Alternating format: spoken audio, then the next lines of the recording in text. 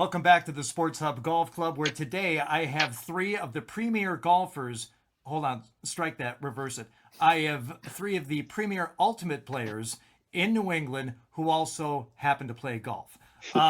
Let's welcome them all in. Topher Davis, Jack Carrero, and Ray Tetro. I hope I've got your last name correct there, Ray. That was Uh, pretty good. all members of the Boston Glory. Now, if you don't know what the Boston Glory is, number one, shame on you.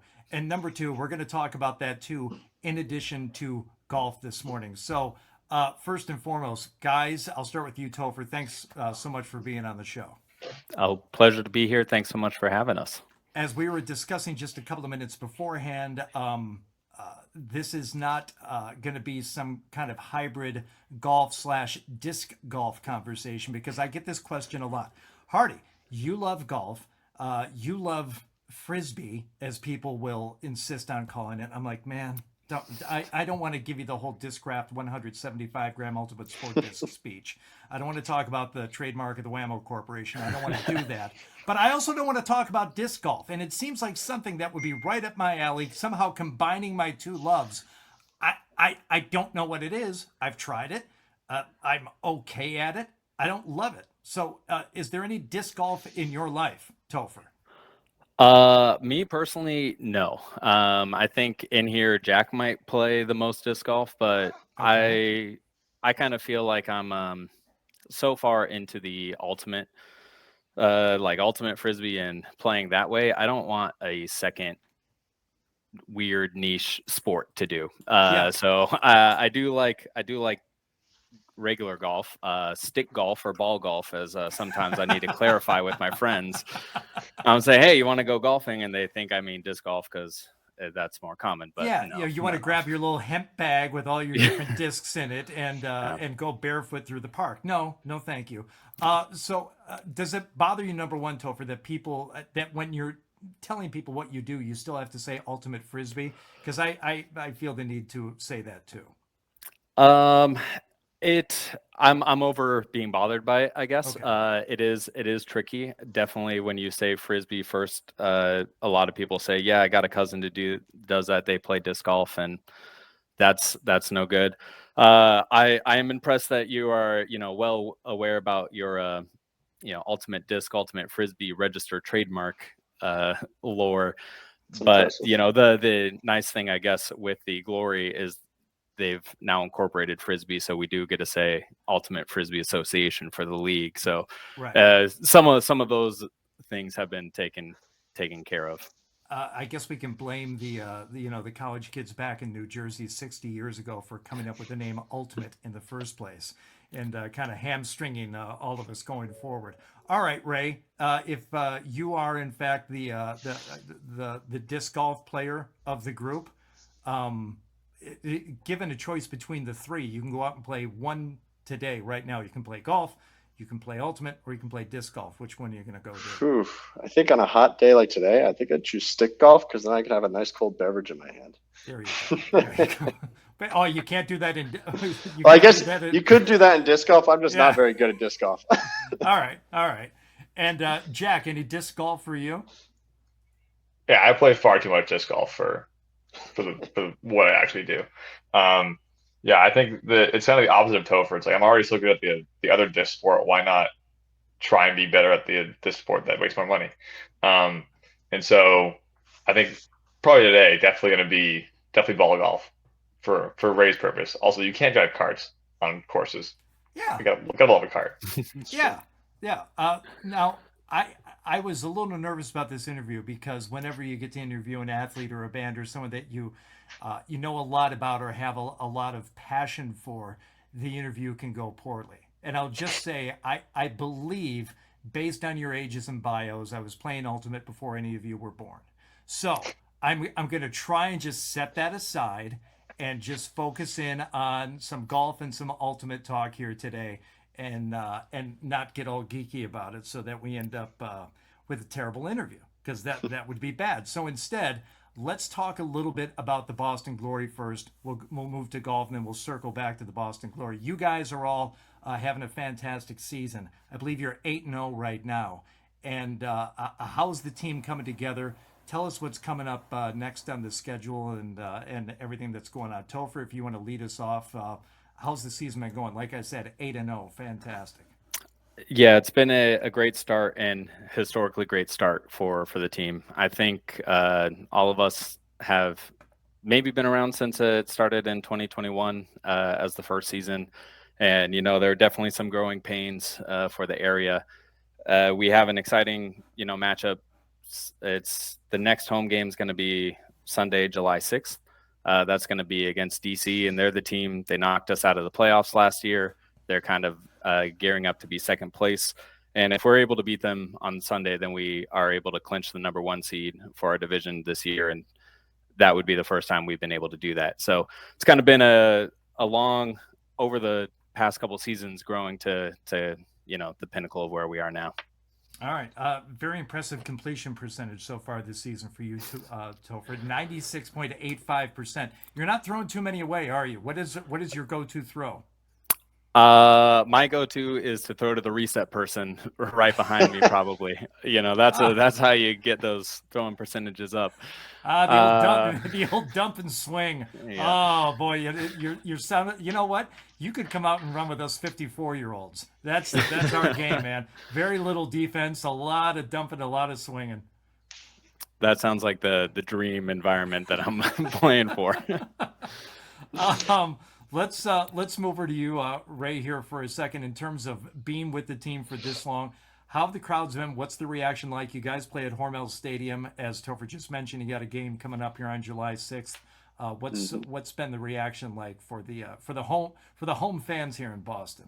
Oh, the crowd's been great this year. I mean, like Topher said earlier in the existence of the team, we weren't exactly winning every single game we went out there, and it takes years to build up this community and build up a community of people who are into it and are getting out to the games. And every year there's been more and more people. It's a great time. They got over to the side of the stands. They got a place you can go get some drinks, get some food, hang out, and it's a blast. They got little things for the crowd at the games. They get kids involved after the game. All the kids could come out and meet the players and we'll sign disc for them and all that stuff. And for me personally, I think that's one of the coolest things about playing for a team like this is you get to see the youth actually, be really into it and see you and look up to you and want to be playing, in that league someday. And I think there's actually some younger guys on the team now who started off coming out as fans to the game when they were in high school or even middle school. Yeah. And it's really cool to see the growth of the community, and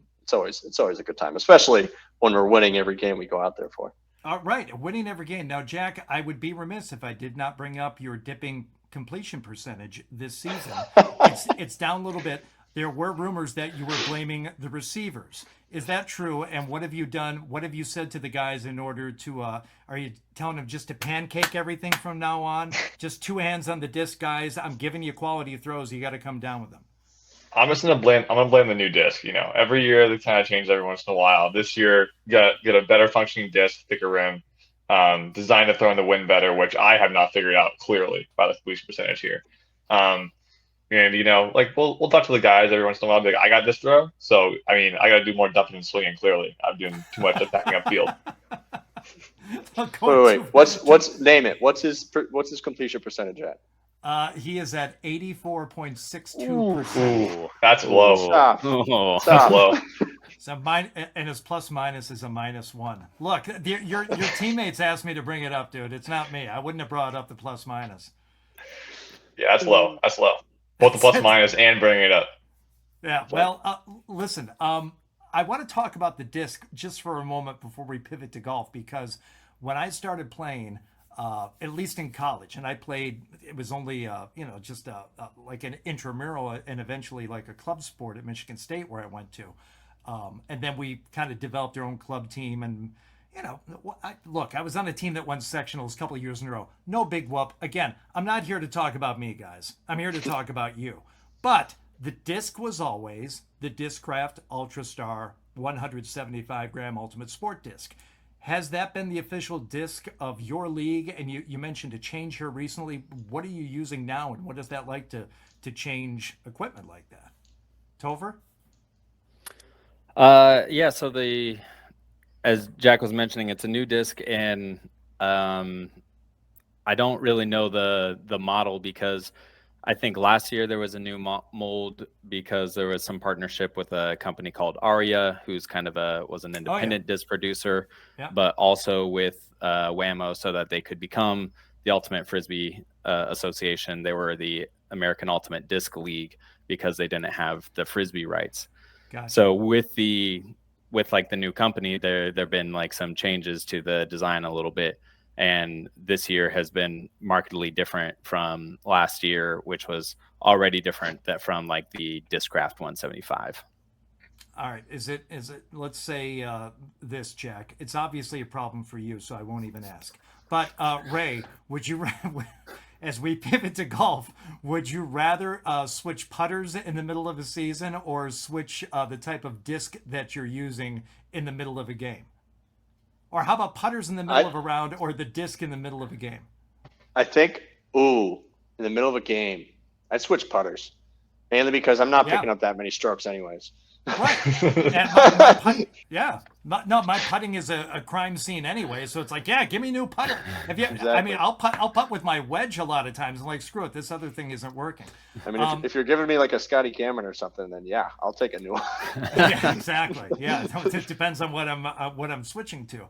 All right, so yeah, in order to speak with you guys today, we did it under the guise of talking a little bit of golf. Do you have a chance to play much during Ultimate Season? If so, where do you get out and play? Jack, do you get a chance to play all that much?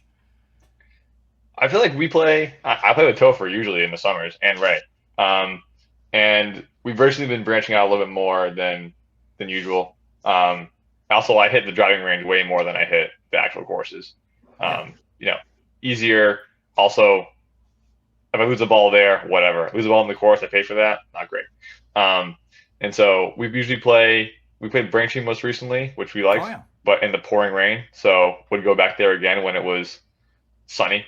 Yeah. Um, and then I grew up in the South Coast, Mass, so I played down there a little bit. I like the fact that golf is one of those sports where, like basketball, you can go out and shoot at a hoop, you can practice. With golf, I just like to be hitting balls. I'll go to a chipping area and do that. It's tough to do in Ultimate Topher, where unless you've got at least one other person to throw with, there's no way to really play the game unless you're playing the game. Does that make sense? Yeah, I mean, there's partner throwing, but that's definitely not the same. I would say that's probably why I started to get into golf in the past couple of years, was because I kind of needed a different outlet that I could, I didn't require all my friends to go to. I could, like Jack said, go to the range or even just go to the course and do those twilight hours when no one's there. You don't need Uh, anyone else, just you in the bag. yeah, exactly. Now, Ray, in terms of like conditioning and people who don't know what the game of Ultimate is like, number one, I'd encourage you to go to the game July 6th. And I think everyone has seen it by now. Ultimate has made it onto tons of Sports Center highlights and people understand the game, but the level of conditioning that the game requires, I don't think people understand. How do you think that benefits you at all when you're playing golf? Let's say it's one of those days when you're not drinking a beer and driving a cart. Let's say you're actually, going to take it upon yourself to walk 9 holes, maybe even carry your own clubs. Ray, how does Oh the yeah. conditioning factor into your golf game? Oh, it definitely makes it a lot easier. I'm a bit of a hacker out there, so I might be doing the zigzag across the course. So it helps me when I'm walking, across the fairway one way, maybe over the next fairway over. It makes it so my next swing I can still, right, try and oomph it back onto the green there. I'll have the cardio left over to do it. Yeah. It's definitely I've gone golfing with my dad a lot, and he's not in the shape to play ultimate frisbee, and he always needs a cart. He's always like he gets a little winded. He's like, hey, let's get a cart this time, and I'm thinking I'm fine and everything. So it's Well, definitely you crazy. must be fine. This is one of the stories I tell a lot when we were just playing like pickup ultimate back at Michigan State. The varsity soccer coach would send his guys over to play pickup ultimate with us for cross training. He said, okay, if you get, especially if they were having a bad week of practice or he thought they weren't working hard, that was their punishment to go run with us while we were playing ultimate so you guys would get a better workout in. So the level of fitness you guys need to play the game is impressive. I also think the mental aspect of ultimate in golf factors in a little bit. Now you can power through a lot of situations on an ultimate field, but on some of those throws, and Topher, I'm sure you've had some, maybe not as many as Jack, that you wish you could have back. Just a relatively sorry, Jack, just a relatively easy throw, open player downfield. The wind is cooperating, and if you have that extra split second to think about it, it can go poorly, I assume. Well, I definitely had a throwaway like that earlier this year. It was something I would consider a pretty easy backhand away shot, and I just threw it straight out of bounds. So mistakes happen. I think um, the takeaway from a lot of things is, you don't want to compound mistakes. So after a bad hit like that or a bad throw like that, it's kind of like, don't dwell on that. I got back in the game. I'm pretty sure we got the disc back and still ended up scoring. But it's kind of like you can't go back and think about these things that you're missing. You got to be focusing on the next throw, next stuff coming up. Yeah, Jack, is there any like mental things you do for playing ultimate that you think would translate to the golf course as well? Because guys are always looking for that edge on the golf course in terms of how to keep their mind in the game. And look, you're not going to be out there for every single point. You have to stay invested, but just like on a golf course, you're not doing something every single moment. The amount of action time over the course of a 4-hour round might end up being a total of 2 minutes. So how do you focus for ultimate, and does that translate at all to the golf course? Yeah, I think it's a lot of visualization techniques. I think like everyone who goes up, you're hitting a chip, you're hitting a drive, like you visualize a shot you want to hit, right? And your body knows how to do that. Same thing in ultimate. It's you visualize the throw you want to throw, the shape you want to throw, and then you execute on that shape. And it's a very similar concept across both sports. And I think like Topher said, bouncing back from mistakes is super important. And not compounding mistakes, and just like sometimes you gotta take the medicine, right? Like if you're in the rough, get in the fairway. If you're in a bad spot on the ultimate field, just like work hard to get in the right spot earlier. It's just a good thing to just kind of clear your mind by not compounding mistakes there. This is amazing. I think we've tied the two sports together so seamlessly. People, I think we've tricked everyone into listening about Ultimate on a golf show. This has been fantastic. But let's bring it back to Ultimate here at the end. Ray, playoffs are upon us, I guess, or you guys are in. What's up next, and what's the rest of the season schedule look like in terms of moving forward? Well, like we said, we got the home game against DC on July 6th. We win that, we clinch the 1 seed. And then there's 3 more games after that, I believe, all away games. Yep, all away games. But it's a pretty exciting time because, even though, technically we could win the next game and clinch the 1 seed, and we could lose out, and it wouldn't really technically make a difference for the postseason. It's a great time to be able to really hone in as a team and, sharpen the edge of the sword there, and really just get ready for the trials and tribulations of the postseason. Things get a lot harder, gets a lot more intense, and it's just going to be a great opportunity over the next month for the team to really gel together and go into the postseason ready to make some noise and hopefully do something we've never done before. Topher, I don't want to give anyone else bulletin board material, but if you guys were not to clinch the 1 seed and had to play somewhere else, where would you most like to play on the road? Where would you least like to play in terms of the other teams you guys face? Ooh, I think the teams that are left are Montreal, New York, Philadelphia, and DC. I feel like most I would like to play. I mean, I would say New York this year. I think historically they've been a rival in the top of the division against us, but they've really been slipping since we beat them last year. And I think that trip, and they don't have the most imposing away stadium. I'll say it's nice to go down there and play our game. I definitely don't want to go to DC. We've had some struggles there. We got our first win against them in DC this year, but I think we've been 0 in however many matchups since then, including the playoffs last year that got us knocked out. So would like to avoid going down there, but really any other city, I think we can go in and take care of business. you say New York and Ultimate, and all I can think about is a player named Kenny Dobbins, who Oh. I never played against him. I saw him on like adjacent fields at a couple of tournaments, and I'm like, oh, it was kind of like watching like Scotty Scheffler on a different field. Like, oh, we're playing the same game, but he's playing a game with which I am unfamiliar. I don't play that way. I don't know what he's doing, but it's got nothing to do with what we're doing over here. So hopefully they don't have anyone of that caliber on their squad right now. Do they, or am I wrong? They've got some similar guys, but no one holds a candle to Ken Dobbins. I don't think that. I think all of us growing up after that, it's one of those names you just hear. Yeah. Well, you guys are having a fantastic season. I look forward to seeing you on July 6th. I appreciate you taking time to talk a little bit of golf and a lot of Ultimate here this morning. So Topher, Jack, Ray, appreciate you guys so much. Thanks for coming on the show. Good luck with the rest of the season. Good luck in the playoffs. Thanks so much, Hardy. Thanks, Hardy. Alrighty. Take it easy.